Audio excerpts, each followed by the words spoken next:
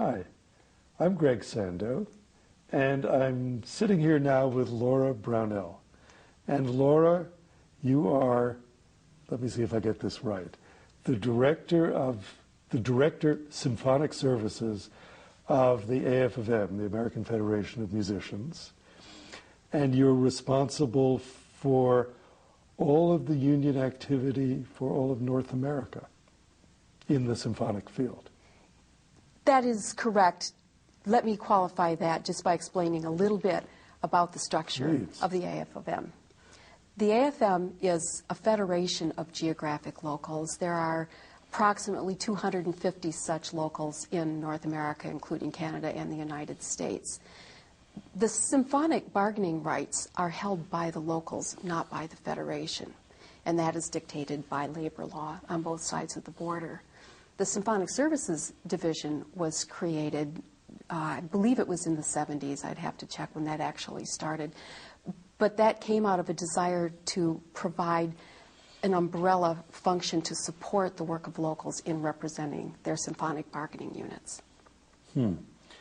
So before we get into some of the details of what you do, I'm just curious to know, how long have you been doing this, and what led you to take a job like this?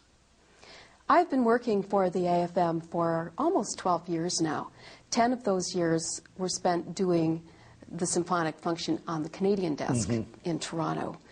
And it was a very similar function to the New York desk, except that because we were a department of 1.5 people, I pretty much learned how to do everything. Were you the one or the half? Oh, I was the one, and I had wonderful halves. I had 3 different assistants that I selected from the freelance field so that they were in touch with the actual work on the ground, and they could bring back to me what was happening, and I was able to avail myself of their expertise and knowledge, and they helped me out. So New York is the center, and Canada was a branch. That's correct. But now that I'm in New York, I have a staff of people who fulfill all of the functions that I used to fulfill. I believe we count 9 in total, including the Canadian staff. I have 2 full-time negotiators and 1 part-time that we use as needed. We have a full-time person who does contract administration, so that would be handling questions that come in about grievances or dismissals or interpretation.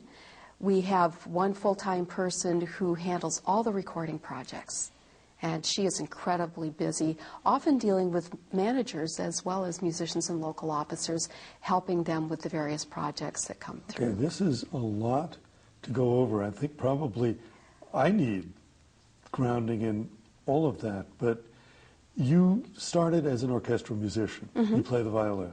Yes. How did you end up at the union? Well, I joined the union. You joined the union. No, of course you were a union member. Absolutely. You have to be. When I was going to school at the University of Toronto, I, like so many young students, put myself through school playing in area orchestras in Flint, Michigan, and also in Toledo, Ohio. And in those days, and often in these days, you didn't sit down until you'd signed your card. Right. And so I joined and became a member early, but I didn't really get what I would call catching the bug until I began working professionally as a full-time musician in Hamilton, Ontario, as a violinist. And I was recruited early on by a man who went on to become the chair of the Organization of Canadian Symphony Musicians and is now a presenter in Europe.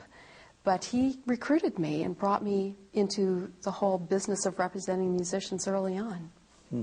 I suppose I should say for the record here that although lately I've been a journalist and consultant and composer, I was a member of Local 802 in New York as a conductor in the 70s, as I was hired to conduct performances of a small opera company, and I insisted that they be union. Well, that's great. Because otherwise the musicians would be underpaid and exploited. Well, you just mentioned 2 very important words, underpaid and exploited. I think it's important to understand where the symphonic musicians came from. Back, I would say, pre-1960s, even the very finest symphonic musicians in North America were supplementing their rather small incomes by driving cabs in the summer. They had hot dog stands. They had many, many students. They would have to find other ways. I have seen such wonderful evidence of that.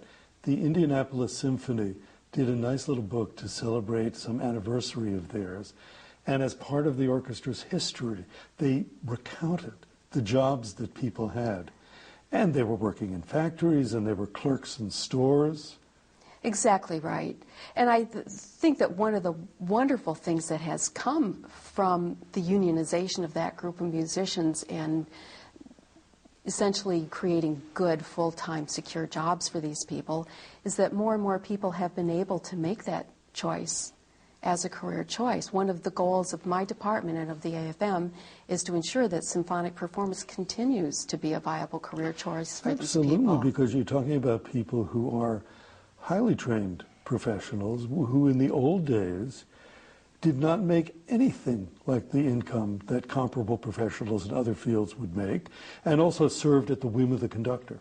That's exactly right. And these days, many people would opt out of the profession altogether if we did not provide the job security that we try to provide in doing that. An important overview, and then one that comes up for scrutiny again in these troubled times as people are asking musicians to take cutbacks in salary, and some orchestras have abandoned the 52-week contract. It's a difficult time. It is a difficult time, and I think that it is a wonderful opportunity for us all to pause and take a good hard look at where we've come, and maybe the pendulum swung a little bit the other way to a point, and I think it's very possible that we're coming back to the middle. May I explain what I mean by that a little bit? Yes.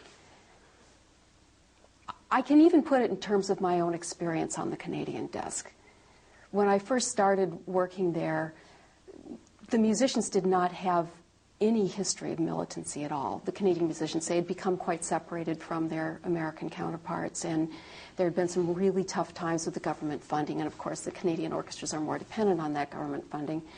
And there had been years and years of rollbacks and cutbacks and really hard times for musicians. Once they started interacting with their U.S. counterparts and understanding where they had fallen in the ranks as far as their compensation and their quality of working life, there was a history of really severe and bitter job actions. We had strikes, we had lockouts, we had, people out for 11 weeks and 12 weeks, and there were some big settlements as a result of that. One thing that I have learned, and this swings both ways, is that a settlement achieved through sheer economic force that does not have true buy-in from both parties is a settlement that is not likely to stick. Right. You're talking about a settlement where one party essentially brings the other to its knees economically. The management, for example, realizes that the orchestra simply won't function anymore unless they give in to what the musicians want. Or the musicians feel that they're just beaten and they have to give in to what management wants. And both of those things can happen. Right. And neither of those things are healthy. Right.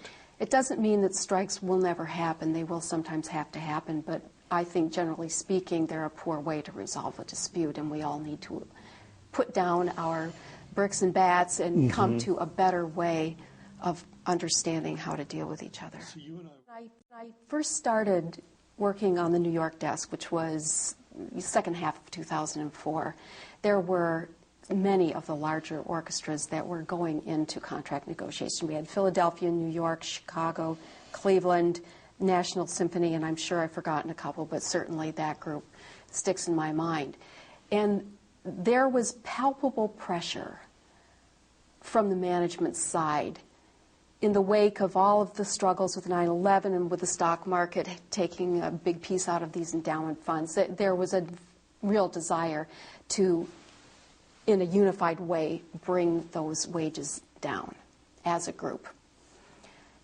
Those orchestras did pull together and talked among themselves and talked across the table, and as a result of that, there was not a single strike out of that entire group of highly contentious, difficult And the Philadelphia negotiations. situation got quite ugly with a lot of name-calling in public and the taking out of ads in the newspapers. Oh, and the website, and Yes. there was all kinds of stuff going on. And I'm not going to say that there was not acrimony or that they were not difficult negotiations. They were very No, difficult. I'm just underlining what you said. In spite of a lot of acrimony, there were no strikes. Yes.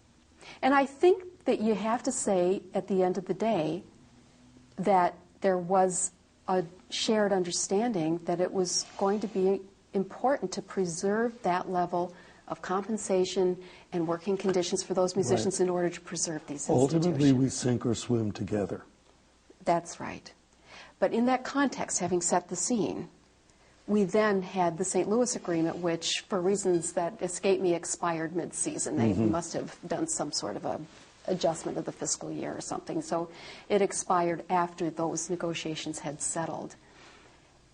And there was no reason for it to end in anything other than a really positive outcome for all concerned. And that's what fascinated me about that particular dispute. Because you had an individual at the helm, Randy Adams, who's a very successful businessman and who had come in to rebuild this institution. And you have to say that he did a magnificent job of doing that. What he was able to achieve in terms of building relationships and availing himself of his connections in the community and promoting that wonderful institution, he raised in excess of $130 million for the endowment fund. It was astounding. And this was after they had gotten through some very difficult times. The musicians had really made some huge sacrifices at the bargaining table in terms of their compensation. And this is an orchestra that has a reputation for playing beautifully. Yeah, Everything I've ever read has been rave reviews. Well, I've heard them, and they do play beautifully. I'm sure they do. But as significant as the pay cuts that were taken in good faith and peacefully was the fact that the institution had embarked on a project of collaboration where they really were trying to do things in a new way, a meaningful way, where they would see the fate of the institution jointly. To then have a situation where Mr. Adams had been so successful in the fundraising arena, I believe that the problem was, actually it was a positive and a negative at the same time. There was a vision that he had, a blueprint for the future of the organization, and there were dollars and goals attached to that blueprint, and he was very much on track. The problem was where they were at that point in time. He was not yet ready to pull monies out of the endowment into operations in order to support the kinds of wage increases that was the issue wanted. that management maintained that certain money that the orchestra had was earmarked for the endowment by the donors and was needed for the endowment, which admittedly is lower than the endowments of comparable orchestras, and that, rightly or wrongly, management refused to budge on that question. That's right. And in my opinion, that was a relationship failure where he had had so much relationship success in the business community with the fundraising. I think he failed to recognize that it was also very important for him to preserve that relationship and that trust that had been built with the musicians. And they felt betrayed. And it was very sad. And they felt that they had no choice but to go out on that strike. I don't know that there were any winners to that particular job dispute. I think they came out of it the best they could. Everything I have seen since then shows me that all parties involved are trying very hard to rebuild. They really are. I know some of the parties involved here, including Randy, and without going into any detail, it's just clear to me that people on both sides were shattered to some extent by this, just emotionally devastated. And in part, it's not just that it's an ugly thing whenever it happens, but there had been such trust before that it broke down. But they are trying to rebuild.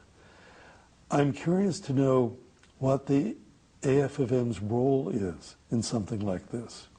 In that particular dispute, our role was a supporting one, which corresponds to the role of the Federation in supporting locals in this work. Because the local is responsible for the negotiations. That's so right. It's in their hands, not yours. But we had some wonderful ties.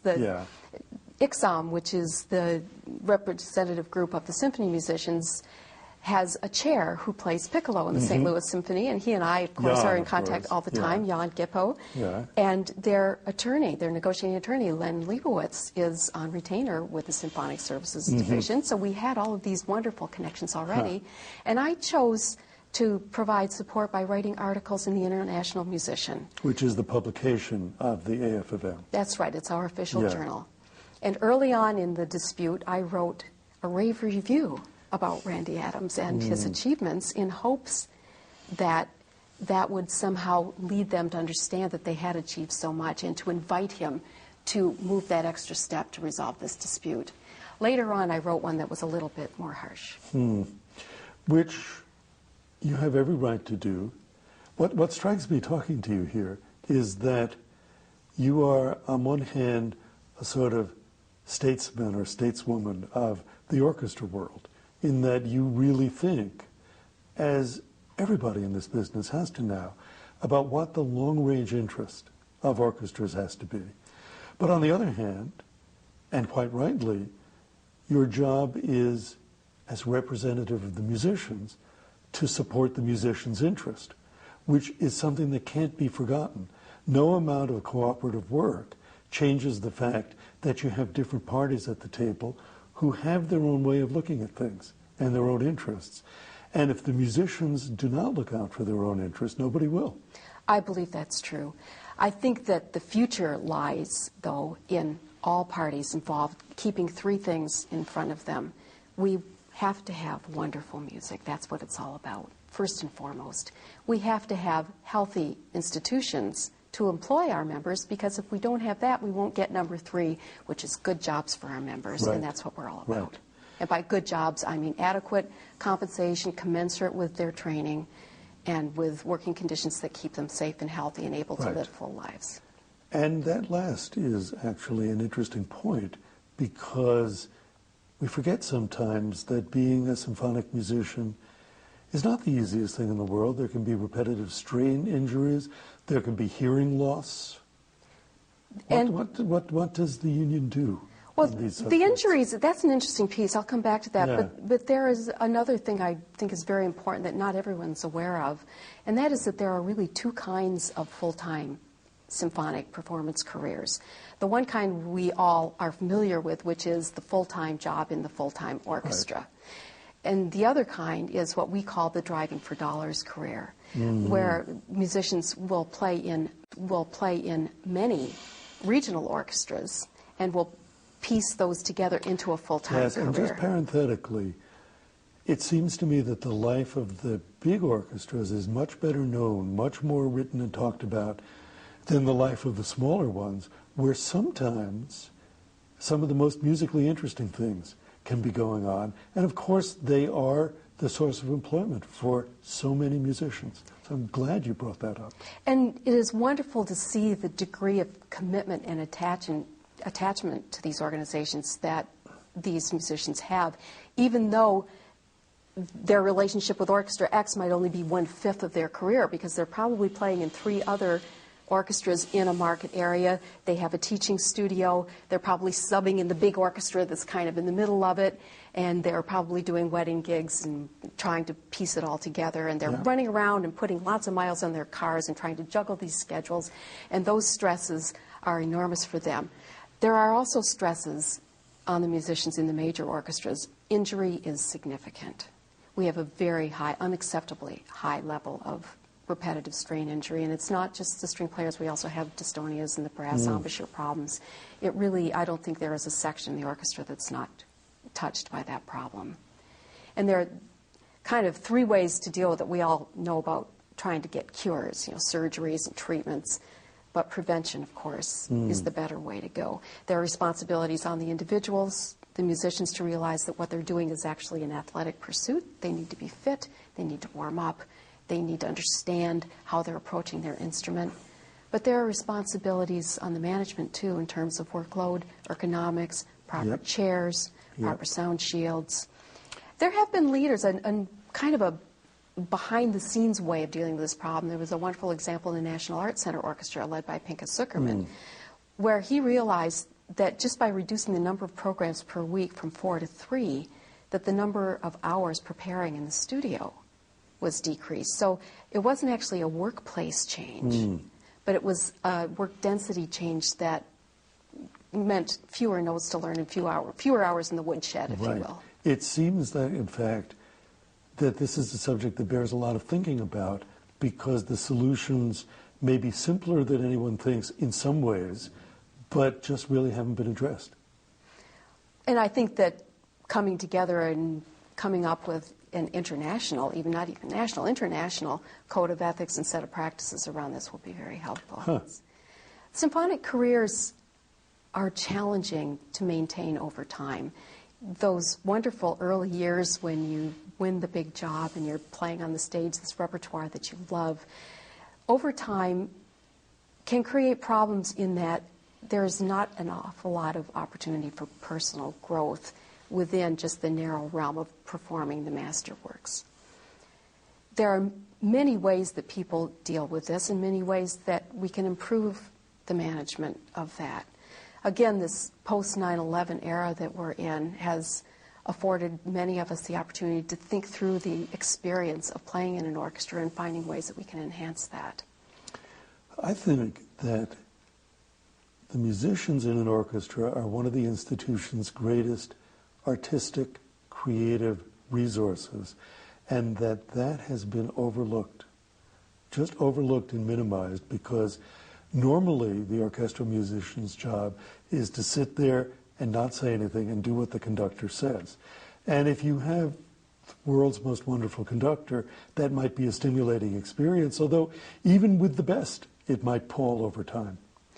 Well, there is nothing to diminish the experience of having that great musical moment with a great conductor at the helm. And those evenings when everything goes right are really what we all live for as musicians. Always that, and there's more to musical life than that. I think that's right, and you really have touched on something. And many of the institutions are showing great energy and creativity, and I know that personally in your professional life you have been assisting many of them to explore these new horizons.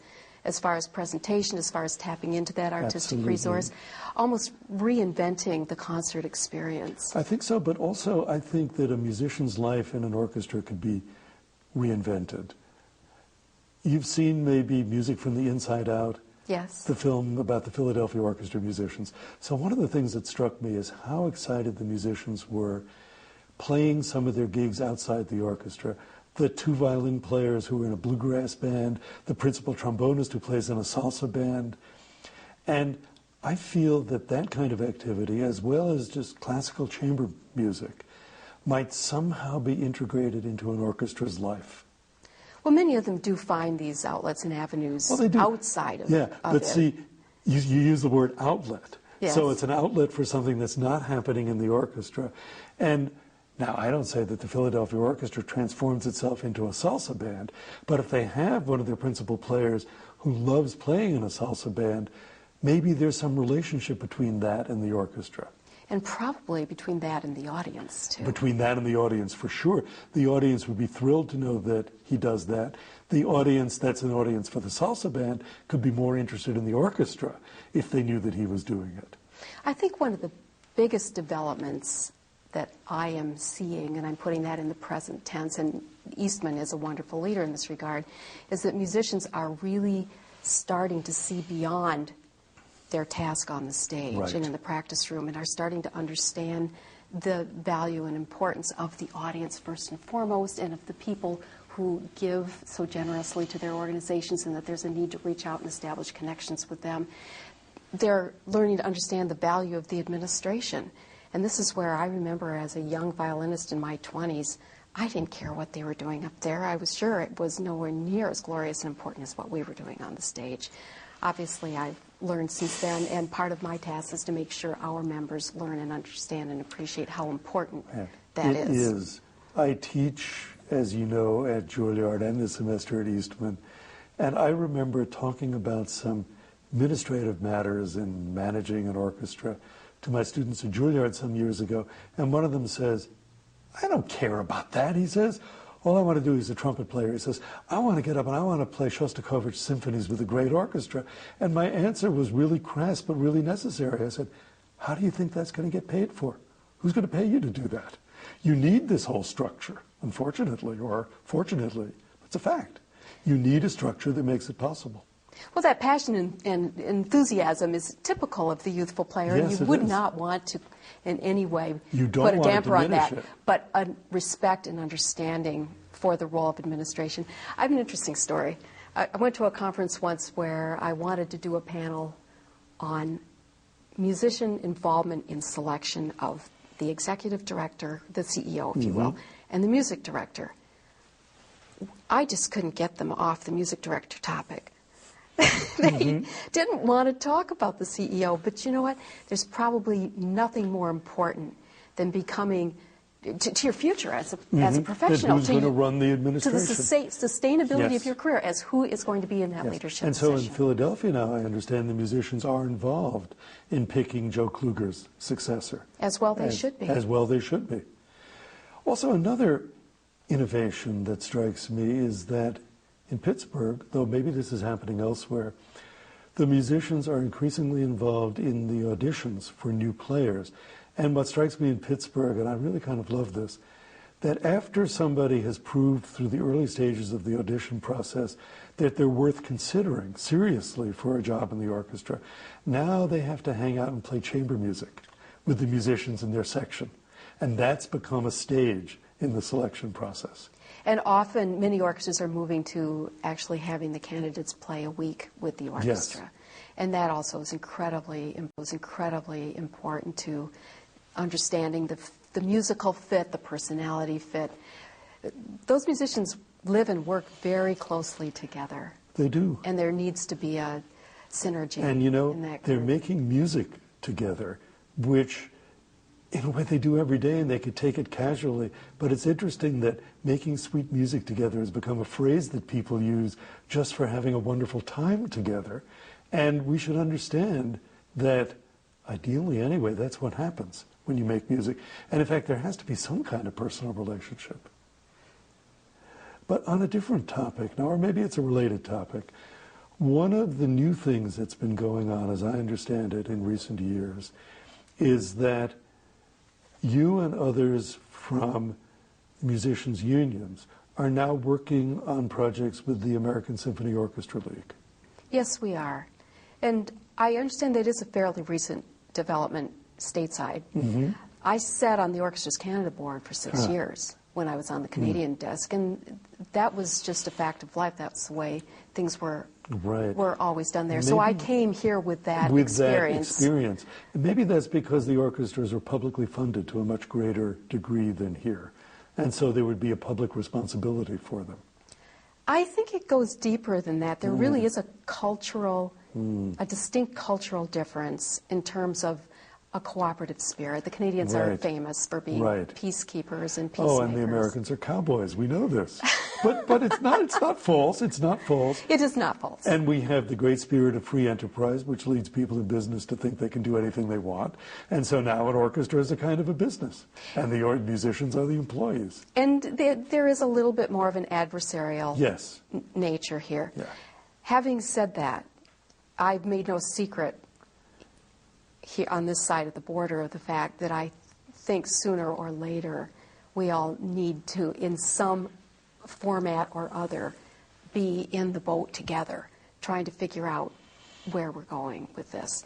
And I think that these projects are a wonderful way for us to start.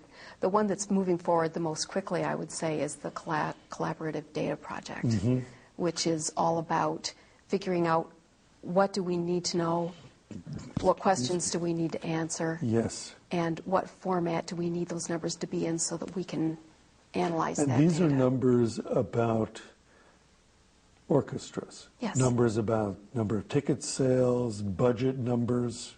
That's right. And also, we would love to have some environmental information, context, so that we know the size of the community and some indices of the level of capacity of that community to support an orchestra. So often what we go head-to-head over at the bargaining table is, are you doing as much as you could be? Right. In the bad old days, the musicians would be saying to managements, you could be doing more, you should double the budget, we should be earning much more money.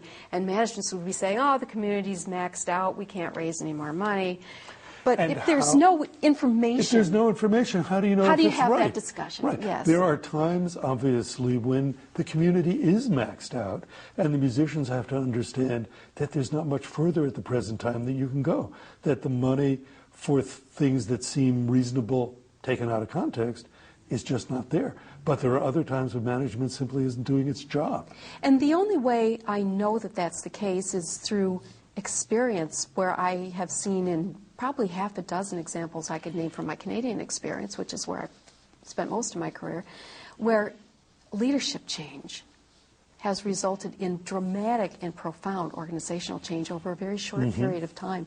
There are some wonderful people who came into situations where we'd been told for years that there was just nothing more that could be done, and suddenly budgets were doubled and the seats were filled and there was an energy. Now where, for example?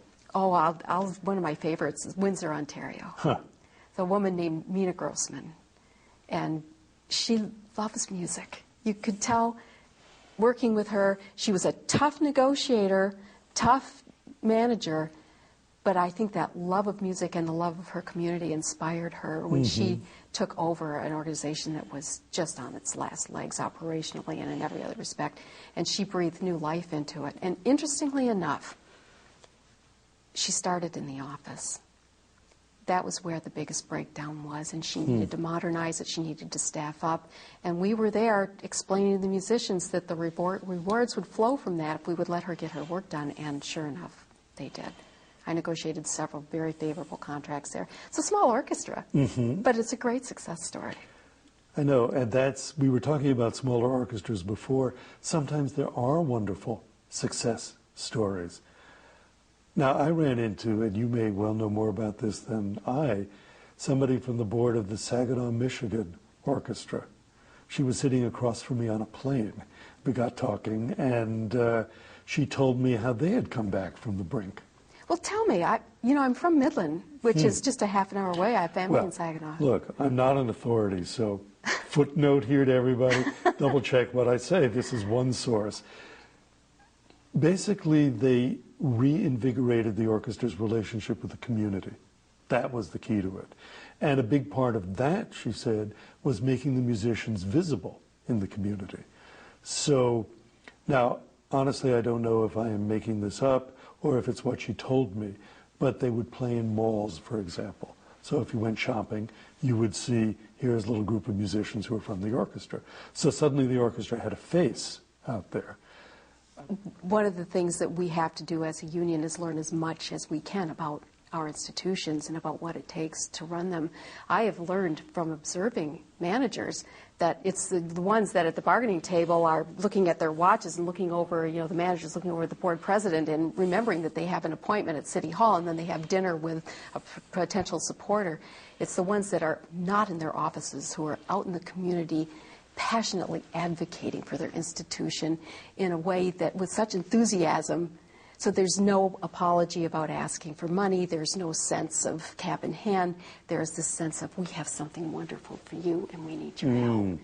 And I have to tell you, as formerly a negotiator and now the head of this department, I expect that in our managers. And the best thing that we can do is get on board with the other industry leaders in this country and make sure that we have wonderful leaders for our organizations. A thing that really strikes me, Laura, is that you bring to your work in the union the kind of passion that I'm sure you brought to your playing when you were a violinist. And it strikes me, something we all know, that there is more to do in music than only playing, and that everybody involved in the picture is doing important work. And I think you are right here on video as a living embodiment of how engrossing, important, and fulfilling that work can be.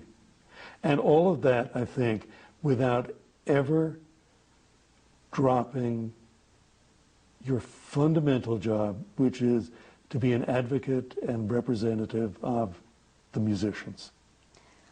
I appreciate that. I feel that that's exactly what I'm trying to do. We have a rich history even in many of the AFM staff that have been working for decades and have done such wonderful work. And I learn from my own staff every day, and I grow and develop. But I also think that times are changing and we have to move forward, and that we need to find a way to work within our institutions and within the industry as a whole to move it all forward. Which is, God knows, something that this entire industry is starting to think. So thank you very much. Thank you.